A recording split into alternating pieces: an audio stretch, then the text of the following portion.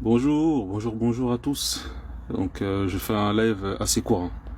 Je fais un live assez court et j'aimerais partager sur le livre de 1 roi chapitre 13. Donc je vais commencer la lecture et c'est parti pour le partage. Donc qu'est-ce qui est dit? 1 roi chapitre 13 à partir du verset 1. Et voici un homme d'Élohim ou de Dieu vint de Yehuda à Bethel avec la parole de Yahweh, pendant que Yarobam se tenait près de l'autel pour brûler de l'encens. Et il cria contre l'autel selon la parole de Yahweh et dit: Autel, autel, ainsi parle Yahweh. Voici un fils naîtra à la maison de David, son nom sera Yoshia, ou Josias, selon d'autres traductions. Il immolera sur toi le prêtre des hauts lieux qui brûle de l'encens sur toi, et on brûlera sur toi des ossements humains. Le même jour, il donna un signe en disant: Voici le signe dont Yahweh a parlé. Voici l'autel se fendra et la cendre qui est dessus sera répandue. Lorsque le roi entendit la parole que l'homme d'Élohim avait criée contre l'autel de Bethel, Yarobam étendit sa main de l'autel en disant: Saisissez-le. Et la main qu'il étendit contre lui devint sèche, et il ne put la ramener à lui. L'autel aussi se fendit, et la cendre qui était sur l'autel fut répandue, selon le signe que l'homme d'Élohim avait donné par la parole de Yahweh. Alors le roi prit la parole et dit à l'homme d'Élohim: Implore la face de Yahweh ton Élohim, et prie pour moi, afin que ma main revienne à moi. L'homme d'Élohim implora Yahweh, et la main du roi put revenir à lui, et elle fut comme auparavant. Je continue la lecture pour comprendre le contexte du partage que je vais donner. Et c'est à partir du verset 7 que ça nous intéresse. Alors le roi dit à l'homme d'Élohim: Entre avec moi dans la maison, tu prendras quelque nourriture et je te donnerai un présent.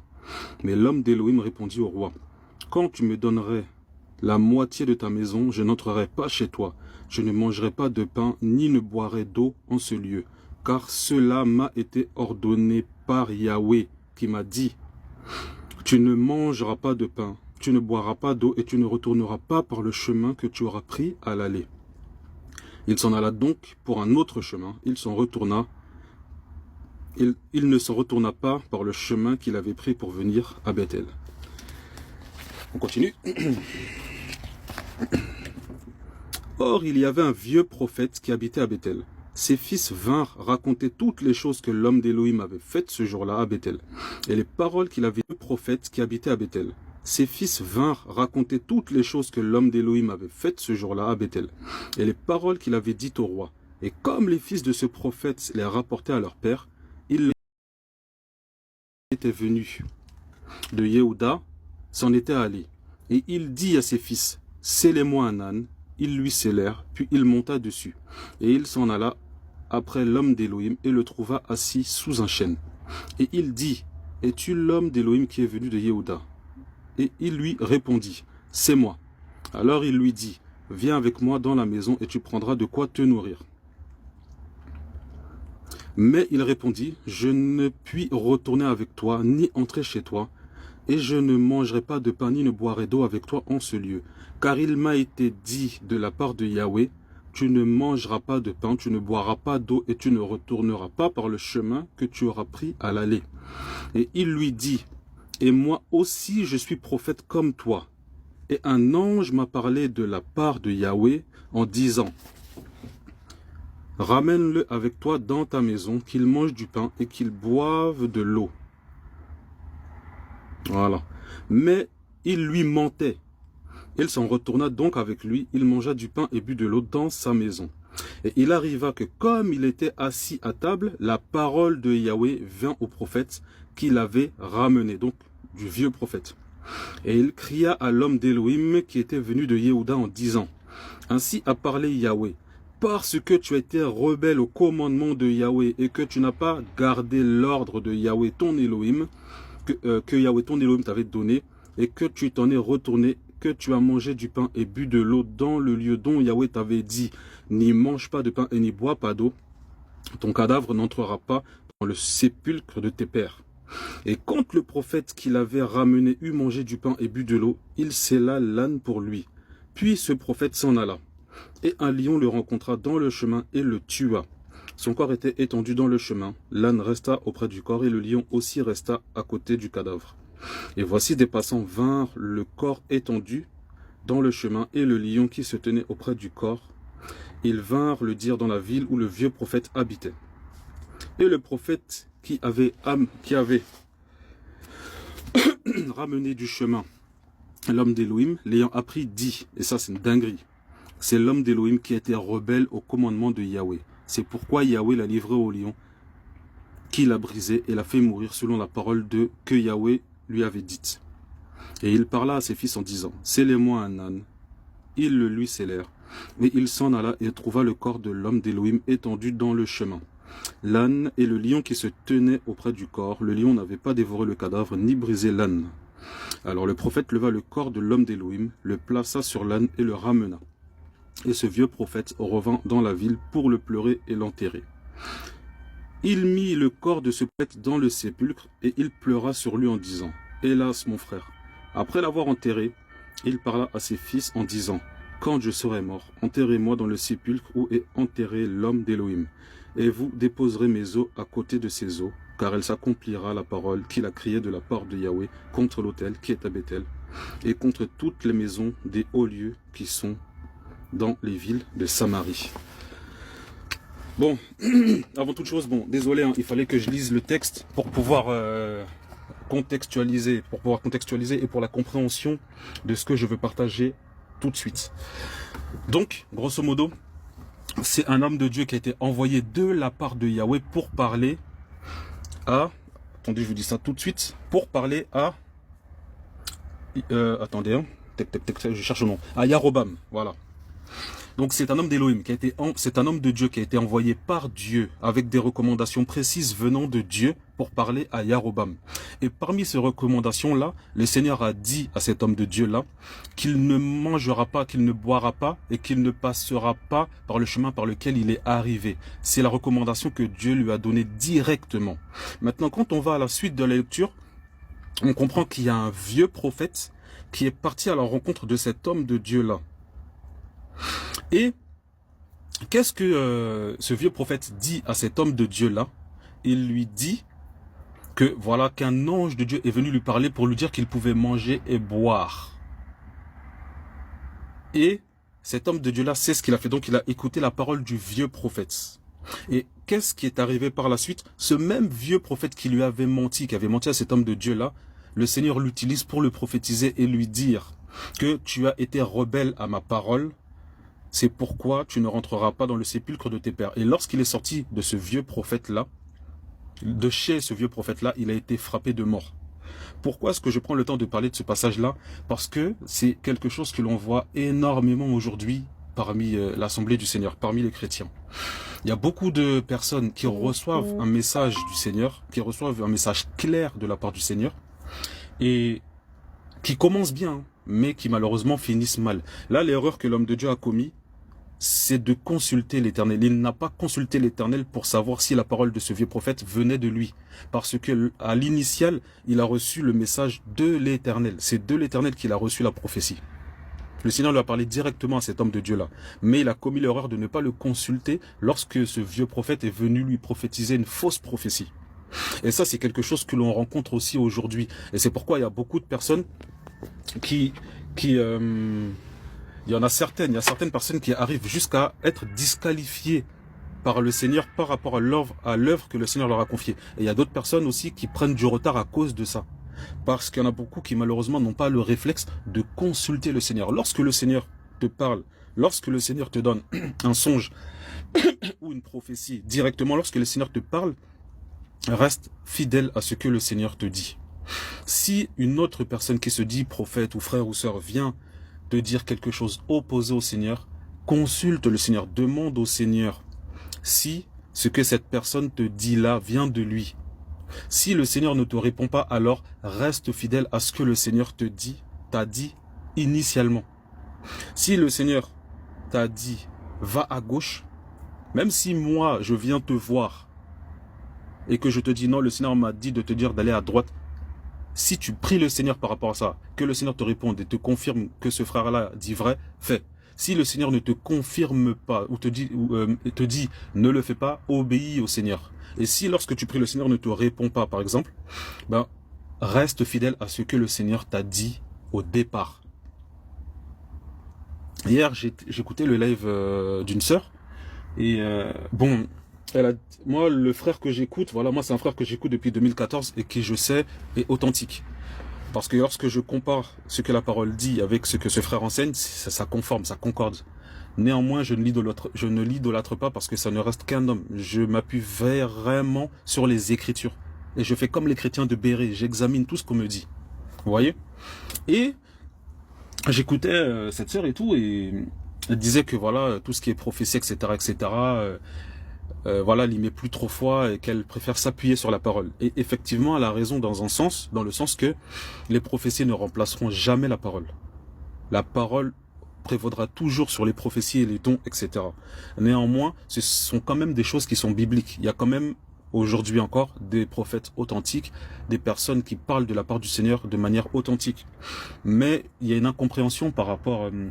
lorsqu'on parle de prophétie, il y a un amalgame. Il y a beaucoup de personnes qui pensent que la prophétie, c'est uniquement le fait de donner une parole inspirée de Dieu. À savoir que tout chrétien est potentiellement prophète. Je m'explique. Un prophète, c'est quelqu'un qui parle de la part de Dieu. Je prends un exemple. Tu es dans les transports. Et le Seigneur te met à cœur de parler à une personne. Il te dit, voilà, va dire telle chose à cette personne-là. Tu remplis le rôle d'un prophète parce que tu parles de la part de Dieu. Je ne sais pas si je me fais comprendre. Vous voyez? Maintenant, je vais aller dans un autre passage. C'est dans le livre de Deutéronome. Deutéronome chapitre 13, à partir du verset 1. Qu'est-ce que ça nous dit? Deutéronome chapitre 13, à partir du verset 1. Voilà ce qui est dit. Éprouvez les faux prophètes, ôtez le méchant du milieu de l'assemblée. Et voilà ce que le Seigneur dit. S'il s'élève au milieu de toi un prophète ou un rêveur de rêve, donc un songeur, qui te donne un signe ou un miracle, et que ce signe ou ce miracle dont il a parlé arrive, s'il te dit « Allons après d'autres dieux que tu ne connais pas et servons-les », tu n'écouteras pas les paroles de ce prophète ni de ce rêveur de rêve, car Yahweh, votre Dieu, vous met à l'épreuve pour savoir si vous aimez Yahweh, votre Dieu, de tout votre cœur et de toute votre âme. Vous marcherez après Yahweh, votre Dieu, vous le craindrez, vous garderez ses commandements, vous obéirez à sa voix, vous le servirez et vous vous attacherez à lui. Et regardez les conséquences regardez les conséquences pour les faux prophètes à cette époque-là. Mais on fera mourir ce prophète-là ou ce rêveur de rêve parce qu'il a parlé d'apostasie contre l'Éternel, contre Yahweh, votre Dieu, qui vous a fait sortir du pays d'Égypte et vous a délivré de la maison des esclaves pour vous conduire loin de la voie dans laquelle Yahweh, votre Dieu, vous a ordonné de marcher. Tu ôteras le méchant du milieu de toi. Mes amis, cette parole-là, elle est terrible. Hein. Cette parole, elle est terrible. En fait, pourquoi j'ai eu à cœur de vous parler du livre de 1 Roi, chapitre 13, par rapport à l'histoire qui est racontée là, c'est vraiment un appel à la vigilance et un appel à la prudence. Parce que là, cet homme de Dieu avait reçu une mission précise du Seigneur, avec des recommandations précises de la part du Seigneur. Mais il a fallu qu'un prophète vienne le voir pour lui donner un autre message, pour que cet homme de Dieu là soit disqualifié de la part du Seigneur. Jusqu'à payer le prix de sa propre vie. Il a été tué lorsqu'il est sorti de la maison de ce prophète-là. Il y en a beaucoup qui aujourd'hui encore commettent cette erreur-là. Regardez le roi David. L'habitude qu'il avait lorsqu'il avait à cœur de rentrer en guerre contre un peuple ou lorsqu'il devait prendre une décision, il consultait le Seigneur. À chaque fois, il consultait le Seigneur. C'était un beau réflexe qu'il avait. Il y a eu une fois où il a fauté gravement lorsqu'il a convoité la femme de l'un de ses soldats. Il a envoyé ce soldat en guerre et il a pris sa femme. Ils ont eu un enfant. La conséquence qu'il y a eu par rapport à ça, c'est que l'enfant est décédé. Le Seigneur a frappé l'enfant. Et non seulement ça, mais le peuple a été frappé à cause de David. La fois où il n'a pas consulté le Seigneur, où il a péché contre le Seigneur. Mais on regarde bien, lorsqu'on lit les histoires de David, c'était quelqu'un qui avait l'habitude de consulter le Seigneur. À chaque fois, il demandait conseil au Seigneur. Eh bien, c'est un réflexe que l'on doit avoir, frères et sœurs. Peu importe le domaine de notre vie, Le Seigneur est vivant. Nous croyons en un Dieu vivant. Nous croyons en un Dieu qui écoute, qui entend et qui répond aux prières. Même s'il ne répond pas tout de suite, même s'il peut prendre plus ou moins de temps en fonction de ce qu'on lui demande, on peut lui faire confiance. Mais là, je mets vraiment l'accent sur lorsque le Seigneur te confie une mission particulière. Quand je parle de mission particulière, ça veut dire qu'aujourd'hui, là, en sortant de chez toi, le Seigneur peut te mettre à cœur de parler à quelqu'un, peut te mettre à cœur de donner à manger à quelqu'un. Vous voyez, en fait, on est missionnaire en tout temps. Donc, quand je parle de mission, c'est pas forcément l'appel, un appel spécifique, mais c'est le fait d'être disposé par rapport au Seigneur. Je sais pas si je me fais comprendre. Vous voyez? Donc, pour finir, je dirais simplement que restons à l'écoute du Seigneur. Lorsque le Seigneur nous met des recommandations et des directives claires, restons fidèles à ces directives-là. Si quelqu'un d'autre vient te voir, mon frère, ma soeur, pour te dire l'opposé de ce que le Seigneur t'a dit, ou te dire autre chose que ce que le Seigneur t'a dit, même si c'est une personne qui est authentique, c'est une personne qui est sincère avec le Seigneur, consulte le Seigneur.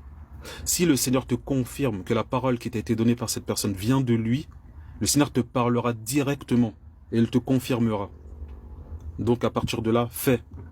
Mais si quand tu consultes le Seigneur te dit de rester fidèle à ce que lui t'a dit, reste fidèle. Dans tous les cas, reste fidèle à ce que le Seigneur t'a dit. Mais si quelqu'un vient te voir, ça c'est un dernier cas, si le Seigneur te parle au départ et te donne des recommandations précises, reste fidèle à ces recommandations-là. Si quelqu'un d'autre vient te voir pour te donner un autre message ou te dire l'opposé de ce que le Seigneur t'a dit, si quand tu pries le Seigneur ne te répond pas, reste fidèle à ce que le Seigneur t'a dit au départ. Je ne sais pas si je me fais comprendre. Et c'est comme ça que tu marcheras de gloire en gloire, mon frère, ma sœur, et de victoire en victoire. La clé et le secret, c'est l'obéissance au Seigneur. La Bible dit que l'obéissance vaut mieux que les sacrifices. Une marche chrétienne épanouie, c'est une marche lorsque le frère et la sœur comprennent qu'ils doivent marcher dans l'obéissance du Seigneur. C'est aussi simple que ça, dans l'obéissance du Seigneur. Donc voici le message et le petit partage que je voulais donner aujourd'hui. Je ne vais pas faire trop long et je vous dis, soyez bénis. Et il y a quelqu'un qui m'a dit que la Bible que j'utilisais n'était pas de Jésus. Attendez, je remonte dans les commentaires pour voir qui m'a dit ça. Voilà. Elmay Yoel Pepper qui m'a dit, tu utilises un livre que Jésus connaît pas. Eh ben écoute, moi je te dirais, prends ta Bible, prends cette Bible, fais les comparaisons. C'est pas parce que les noms ont été réattribués et que le nom de l'Éternel est mis par YHWH que c'est une fausse Bible. Au contraire, le travail que le frère a fait sur ce livre-là, il a fait un travail de fou. Il a utilisé les textes d'origine pour traduire les Écritures en fonction des textes d'origine. Il n'y a pas de modification, il n'a pas fait un autre travail que réattribuer les Écritures avec la pensée des textes d'origine. Donc il a fait un travail, pas de traduction, pas de réformation, mais comment expliquer ça? Il a simplement fait un travail où il a remis les textes au plus proche de ce qu'ils étaient à l'origine. Lorsque tu lis l'Ancienne Alliance et que le mot utilisé pour parler de Dieu c'est l'Éternel, dans les textes d'origine, c'est pas l'Éternel qui est utilisé, c'est le nom YHWH. Quand on prend les textes hébreux et les textes grecs, la lettre J n'existe pas. Jésus, dans les temps bibliques, était appelé Yehoshua. C'est comme Josué, il était appelé Yehoshua, il portait le même nom. C'est le même nom qu'il portait. Quand on prend, regarde, je vous montre. Hein. Par exemple, là, je suis sur le livre de 1 roi. Je suis sur le livre de 1 roi. Demandez à un Israélite comment se prononce le livre de 1 roi, enfin le mot roi. Et voilà, je vais vous montrer. Je vais vous montrer un petit peu. C'est ça, c'est des gens comme ça qui condamnent les gens sans prendre le temps d'examiner, voir si le travail que la personne fait est authentique ou pas. Pour moi, c'est de la jalousie. Voilà. Le mot roi, c'est le mot Melakim. C'est comme ça que ça se prononce en hébreu. Le nom Genèse, c'est le nom Bereshit. C'est le nom Bereshit. Voilà. C'est ça, Bereshit. Je vais même vous montrer un autre truc là. Une dernière chose. On va prendre le livre de Jean chapitre 1. Si vous avez vos Bibles, même regardez bien ce que je vais vous montrer là. Jean chapitre 1 à partir du verset 1. Regardez bien. Shalom Yabro TV. Regardez, si vous avez vos Bibles, je vais vous montrer quelque chose. Là, la parole, elle est magnifique, frères et sœurs. Et c'est pourquoi la version de Bible que l'on utilise, elle est importante pour la compréhension aussi qu'on aura des Écritures. La version de Bible qu'on choisit, elle est capitale, elle est importante. Regardez, si vous avez vos Bibles, regardez, prenez le livre de Jean, chapitre 1, à partir du verset 1. Regardez ce qui est écrit. Au commencement était la parole, et la parole était vers Dieu. Et regardez bien, et là il est écrit, et Dieu était la parole. Elle était au commencement vers Dieu. Vous verrez que dans vos traductions, c'est écrit, au commencement était la parole, et la parole était avec Dieu, et la parole était Dieu. Elle était au commencement avec Dieu. C'est comme ça que c'est écrit dans la plupart des versions. Vous voyez? Mais quand on prend les textes d'origine, et je vais vous le montrer, attention, je vais aller dans le grec et je vais vous montrer. Dans les textes grecs, c'est comme ça que c'est écrit. C'est écrit, au commencement était la parole, et la parole était vers Dieu, et Dieu était la parole. Elle était au commencement vers Dieu. Et je vais vous montrer ça tout de suite. On va aller dans les textes grecs tout de suite, mes amis. Je vais vous montrer ça, pour vous montrer que, voilà, les gens qui condamnent les frères comme ça, et les sœurs sans ces frères, c'est terrible ça. Je vous dis la vérité, moi-même, je suis fatigué des gens qui viennent condamner les gens sans prendre le temps d'examiner le travail que ces gens-là font. C'est terrible. Regardez, je vais vous montrer ça. Voilà. Là, l'application que j'utilise, c'est Bible Strong. On va aller dans Jean, chapitre 1. Voilà comment c'est écrit. Hein. Regardez bien. Voilà. Attendez. Je vais vous montrer ça. C'est bien quand même de démontrer les choses. Pour qu'on puisse tous grandir ensemble par la grâce du Seigneur. Regardez, hein. Ça, c'est la version Louis II. Au commencement était la parole. Au commencement était la parole. Et la parole était avec Dieu. Et la parole était vers l'Élohim. Lui, le frère a mis l'Élohim, mais c'est Dieu. Et regardez. Et la parole était Dieu. Et là, il est écrit. Et Dieu était la parole. Elle était au commencement avec Dieu. Elle était au commencement vers Dieu. Où est-ce que là le texte a été modifié? Je réponds à la personne qui dit que ce livre, c'est la Bible que j'ai, la version que j'ai n'est pas bonne. Fais une comparaison, où est-ce que c'est pas bon? Maintenant, on va aller dans le grec. J'espère que vous avez une toute petite notion du grec. On va aller dessus tout de suite là. Et voyons ce qui est écrit. Ce mot-là, c'est logos, c'est la parole. Ce mot-là, pareil, c'est logos, la parole. Ce mot-là, c'est Dieu, théos. Et pareil pour celui-ci. Et regardez ce qui est dit. Regardez bien. Voilà. On va faire une comparaison. Au commencement était la parole. Au commencement était le logos. Voilà. Et la parole était vers l'Élohim. Et le logos était vers théos. Et regardez bien. Et théos et Dieu était le logos. Vous voyez? Mes amis, là je suis dans le texte grec, dans la traduction d'origine de la Nouvelle Alliance. Bon, même si les évangiles font partie de l'Ancienne Alliance, les évangiles ont été traduits en grec à la base.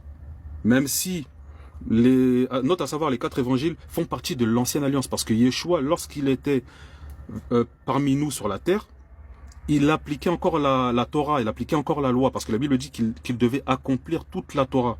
Et l'Église, l'apparition de l'Église, l'ère chrétienne, est arrivée à partir de Actes chapitre 2. C'est là que commence la Nouvelle Alliance. Mais regardez, quand on fait la comparaison, on le voit là. Regardez là, c'est Dieu et Dieu.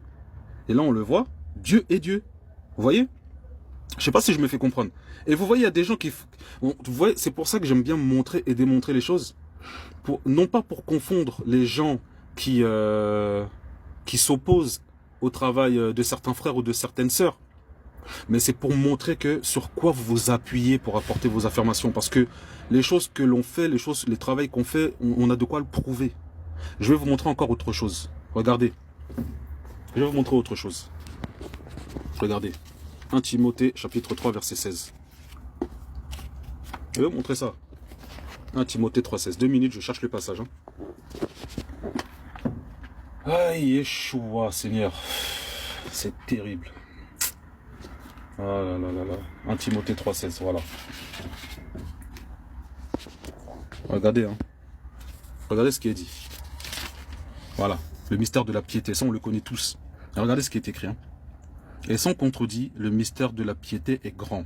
Donc Elohim, donc Dieu, a été manifesté en chair, justifié par l'Esprit, vu des anges, prêché aux nations, cru dans le monde et élevé dans la gloire. Voilà ce qui est écrit.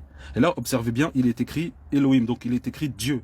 Maintenant, toutes les personnes qui ont la version Louis II ou d'autres versions qui ne sont pas Osterwald, Bible Martin, Bible de l'épée, tout ça, toutes les personnes qui ont les Bibles avec les textes minoritaires, vous verrez que ici, à la place de Dieu, c'est écrit celui ou il. Maintenant, on va encore aller dans la Bible Strong. Et on va vous montrer ça. Enfin, quand je dis on, vous me comprenez, hein, c'est... Je vais vous montrer ça plutôt. Regardez. Voilà. Tac. Je vais vous montrer ça tout de suite. Regardez. Hein. On va aller sur le livre de 1 Timothée 3,16. 1 Timothée, chapitre 3, verset 16. Ok. Voyons voir ce qui est dit. Regardez. Hein. Là, c'est toujours la version Louis II. Hein. Voilà. Et sans contredit, le mystère de la piété est grand. Celui qui a été manifesté en chair, justifié par l'Esprit, vu des anges, prêché aux gentils, cru dans le monde, élevé dans la gloire. Vous voyez? Là, c'est écrit celui, parce que dans la Louis II, c'est écrit celui. Maintenant, quand on va dans le Strong, donc le mot d'origine, vous allez voir. Quel mot apparaît? On va voir tout de suite. Voilà, regardez. Théos, voilà. C'est le mot Dieu qui apparaît. Un Dieu, une déesse, ou déesse, nom général de divinité. La divinité, bon, il parle de Trinité, mais moi, je ne crois pas en la Trinité parce que la Bible n'en parle pas. Dieu le Père, bon, première personne de la Trinité, Christ, la seconde personne de la Trinité, le Saint-Esprit, la troisième personne de la Trinité, se dit du seul et vrai Dieu, en référence des choses de Dieu, ses conseils, ses intérêts, voilà, etc. Mais là, on voit que le mot qui apparaît, ce n'est pas le mot, ça a été traduit par celui, mais dans le grec, c'est le mot théos qui apparaît, mes amis. Et je vais encore une fois aller dans le grec et je vais vous montrer ça. Regardez, hein, je vais pas vous cacher quoi que ce soit, frères et sœurs, regardez. Là, je suis dans les textes reçus de 1624. C'est Bible Strong, Ronaldinho. Bible Strong. Je vais te montrer le logo. Et regardez. Hein. Regardez. 1 Timothée chapitre 3, verset 16. Et regardez le mot qui apparaît. Il est où? Voilà, ce mot-là. C'est le mot Dieu. Donc, dans les textes grecs, quand on va lire le mystère de la piété, ce n'est pas le mot celui ou il qui apparaît dans les textes d'origine, mais c'est le mot Dieu. Donc là, c'est clair. Là, la divinité de Christ, elle est claire, suffisamment explicite. Je vous montre un dernier passage. Dans le livre de 1 Jean, chapitre 5, verset 7. Voilà. 1 Jean, chapitre 5, verset 7. Regardez ce qui est écrit. Car il y en a 3 dans le ciel qui rendent témoignage. Le Père, la parole et le Saint-Esprit, et ces 3-là ne sont qu'un. Il y en a aussi 3 qui rendent témoignage sur la terre, l'Esprit, l'eau et le sang, et ces 3-là se rapportent à un. Voilà, regardez bien. Vous verrez que dans les versions, dans la plupart des versions, les versions francophones, donc des textes tirés des textes minoritaires, donc Bible Louis II, de Jérusalem, tout ça là, le verset 7 qu'il y a dans ma Bible n'apparaîtra pas dans vos Bibles. C'est le verset 8. Donc ça a été volontairement effacé. Ça a été effacé volontairement. Vous voyez? Mais quand on va dans les textes majoritaires, donc Bible Osterwald, Bible de l'épée, Bible Martin, et il y a même aussi une version de la Bible Louis II dans lequel cette phrase-là est écrite. Elle a été tirée des textes majoritaires. Et encore, c'est quelque chose qui est vérifiable dans le grec aussi. Vous voyez? Donc, en fonction de qui a rédigé les Écritures, Louis II, lui, il a mis sa pensée dans la traduction des Écritures. Il ne croyait pas en la divinité de Christ. C'est pourquoi il y a plusieurs versets qui ont été malheureusement changés ou modifiés. Moi, la version que j'utilise, c'est celle-ci. Bible de Yehoshua Mashiach, Jésus-Christ. Interdite à la vente, donc on ne la trouvera pas en commerce. Par contre, il y a une application mobile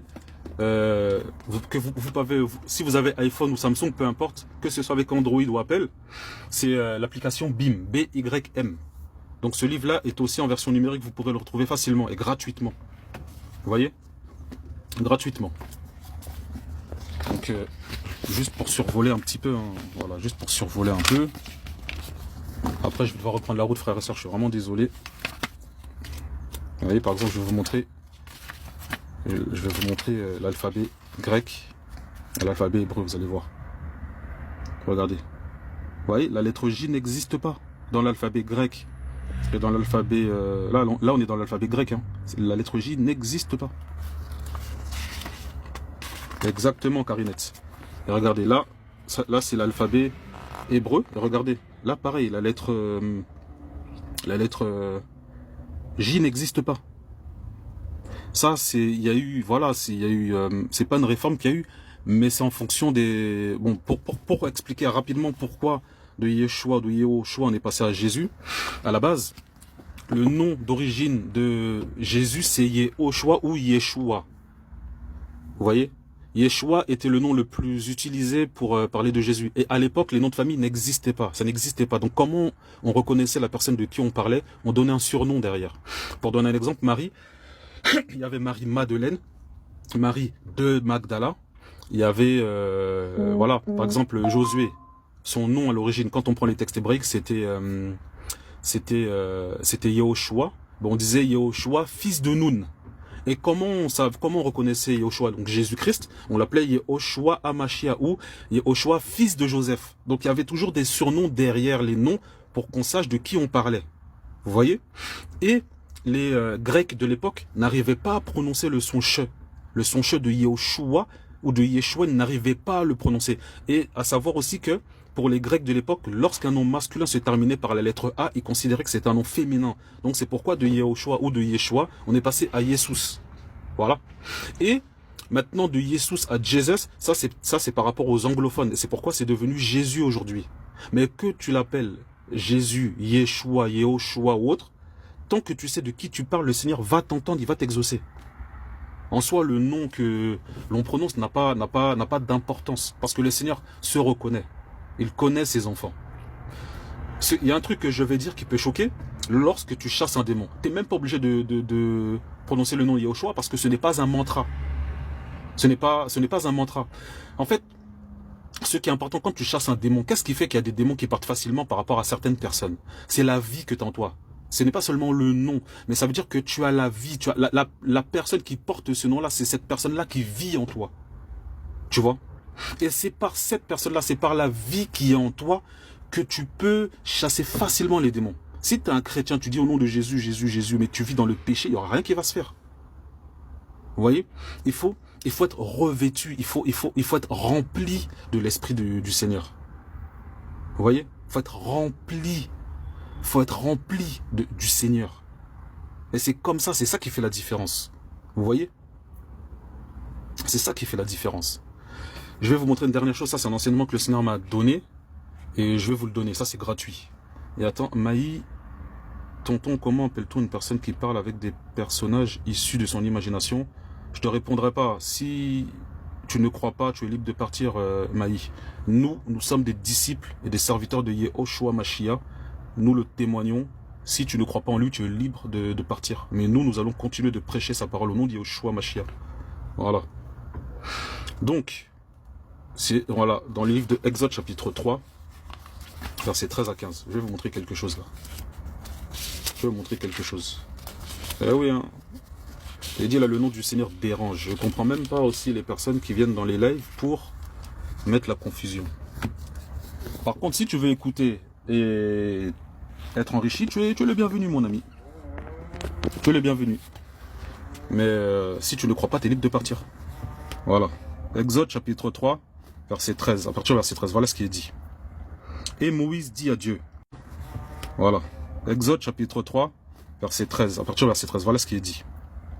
Et Moïse dit à Dieu. Voici. Voilà. Exode chapitre 3, verset 13. À partir du verset 13, voilà ce qui est dit. Et Moïse dit à Dieu. Voici aurait dit, l'Élohim, donc le Dieu de vos pères m'a envoyé vers vous. S'ils me disent alors, quel est son nom, que leur dirai-je? Et Dieu dit à Moïse, Dieu dit encore à Moïse, tu parleras ainsi aux enfants d'Israël.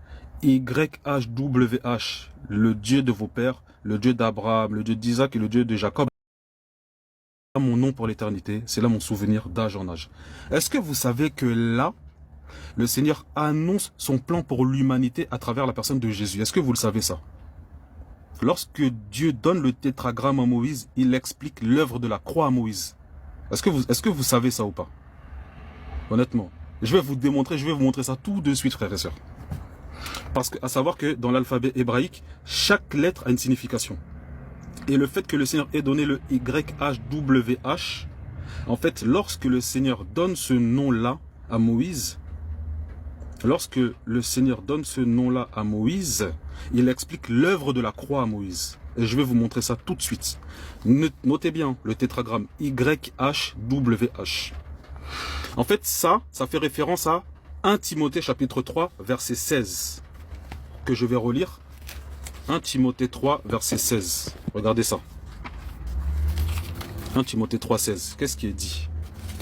Voilà. Et sans contredit, le mystère de la piété est grand. Dieu a été manifesté en chair, justifié par l'Esprit, vu des anges, prêché aux nations, cru dans le monde et élevé dans la gloire. Maintenant, on va aller décortiquer le tétragramme. Ah, mes amis. Et aujourd'hui là, le Seigneur nous aime. Hein. Le Seigneur nous aime. Moi, c'est vrai que le Seigneur m'avait donné cet éclairage-là il y a un moment. Et c'est ce que je vais vous partager aussi. Comme ça, on va tous repartir enrichis et bénis par la grâce du Seigneur. Ah ouais, regardez. Y. Y, qu'est-ce que le mot Y dans le tétragramme signifie? Regardez. Voilà. Yod ou Yud. Ça signifie main puissante, donc l'autorité. Et nous savons que l'autorité, la main puissante selon les Écritures, c'est Jésus. Parce qu'il dit dans les évangiles que le royaume des cieux est venu parmi vous. Le royaume représente l'autorité. Regardez, écoutez bien, hein, c'est un enseignement, c'est un petit enseignement que je donne là. Donc, le Yod signifie main puissante. La main puissante représente Jésus. D'accord. Le H, donc He, ça signifie louange ou souffle. Donc le souffle qui peut aussi s'apparenter à l'esprit. Voilà. Le W ou le V maintenant. Vav ou Wav, ça signifie clou, crochet. Et le dernier H, louange, souffle. C'est pourquoi je vous dis que lorsque le Seigneur donne le tétragramme à Moïse, il explique l'œuvre de la croix. Donc qu'est-ce qu'il faut comprendre? En quelques mots, il faut comprendre que voilà, la main puissante est descendue dans la louange. Il a été cloué. Voyez, il est mort et ressuscité et il est remonté au ciel dans la louange. Je ne sais pas si je me fais comprendre, frères et sœurs. Mais lorsque le Seigneur m'a donné cet éclairage, là, je dis, mais c'est terrible. Mais c'est terrible. En fait, depuis l'ancienne alliance, en fait, le Seigneur annonce l'œuvre de la croix. Depuis même Genèse, quand on prend le livre de Genèse, quand il a dit que, au commencement, que Dieu créa le ciel et la terre et qu'il dit que la lumière soit et la lumière fut. Dès là, en fait, il a déjà tout accompli. Mais lorsqu'il donne maintenant ce plan-là, il faut qu'il l'explique à ses serviteurs. Parce que le Seigneur a dit que, est-ce que je ferai quelque chose sans vous en faire part, initialement? Mes amis, bon, je vais m'arrêter là. Je suis à 2%. Je vais couper le live pour l'enregistrer. Et je referai un live. Je suis vraiment désolé de partir prématurément. Mais je referai un live. Soyez bénis. Et à très vite, frères et sœurs. Soyez bénis. Amen, amen, amen.